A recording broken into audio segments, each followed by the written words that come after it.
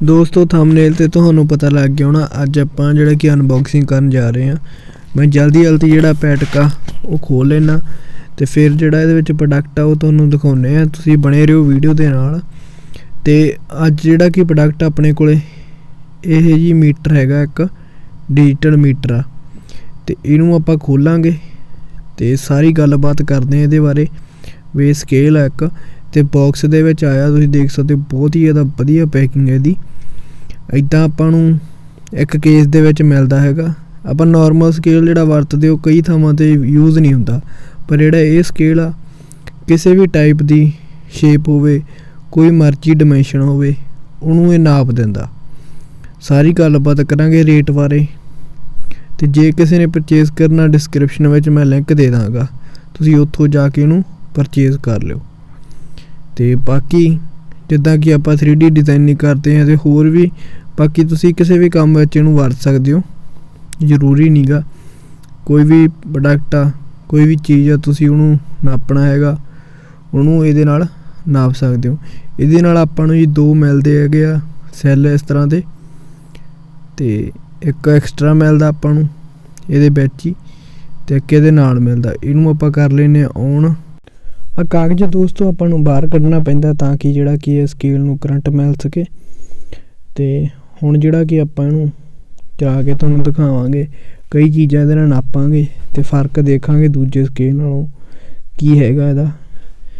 ते आ गया अपना मेटल स्केल दोस्तों, ते आ गया अपना दूजा 15 सेंटीमीटर वाला चिट्टा स्केल।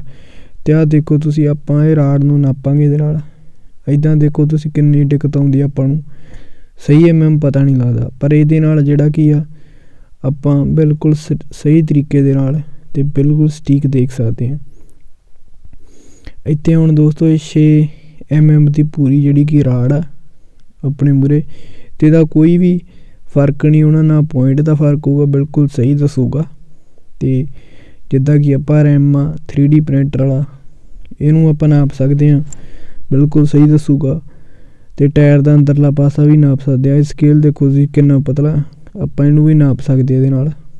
ते इहदा तुसीं देखो वो भी दस रहा है, बरीक तो बरीक चीज़ नूं भी दस दिंदा ते मोटी तो मोटी चीज़ नूं भी इहदे विच जिन्ना कि अपना दस्सिया होया बई उन्ना ये दिखा दिंदा।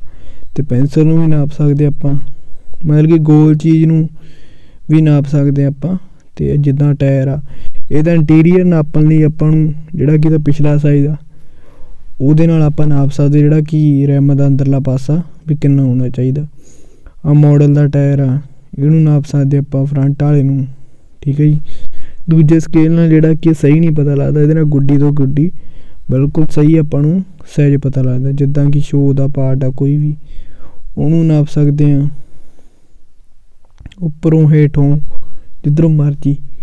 ਤੇ ਬਾਕੀ mm ਦੇ ਵਿੱਚ ਵੀ ਦੱਸਦਾ ਤੇ ਇੰਚ ਦੇ ਵਿੱਚ ਵੀ ਦੱਸਦਾ, ਬਟ 90 ਤੋਂ ਇਹ ਇੰਚ ਦੇ ਵਿੱਚ ਹੋ ਜਾਂਦਾ, ਠੀਕ ਹੈ ਦੋਸਤੋ।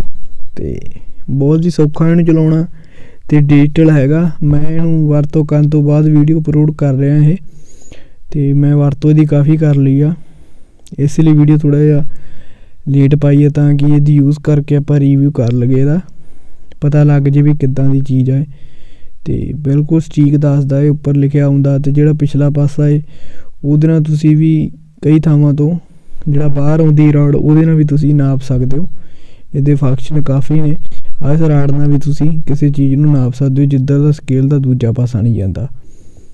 ਤੇ ਬਾਏ ਕਰਨ ਲਈ ਡਿਸਕ੍ਰਿਪਸ਼ਨ ਵਿੱਚ ਮੈਂ ਲਿੰਕ ਦੇ ਦਾਂਗਾ, ਤੁਸੀਂ ਉੱਥੇ ਜਾ ਕੇ ਪਰਚੇਜ਼ ਕਰ ਲਿਓ।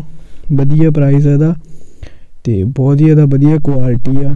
ਕਾफ़ी ਚਿਰ ਹੋ ਗਿਆ ਮੈਨੂੰ ਯੂਜ਼ ਕਰਦੇ ਨੂੰ, ਤੇ ਵੀਡੀਓ ਮੈਂ ਇਹਦੀ ਹੁਣ ਅਪਲੋਡ ਕੀਤੀ ਹੈ। ਤੁਸੀਂ ਬੇਫਿਕਰ ਹੋ ਕੇ ਜਾ ਕੇ ਪ੍ਰੋਡਕਟ ਨੂੰ ਪਰਚੇਸ ਕਰਿਓ। ਬਾਕੀ ਅੱਜ ਦੀ ਵੀਡੀਓ ਦੇਖਣ ਲਈ ਤੁਹਾਡਾ ਬਹੁਤ ਬਹੁਤ ਧੰਨਵਾਦ ਜੀ।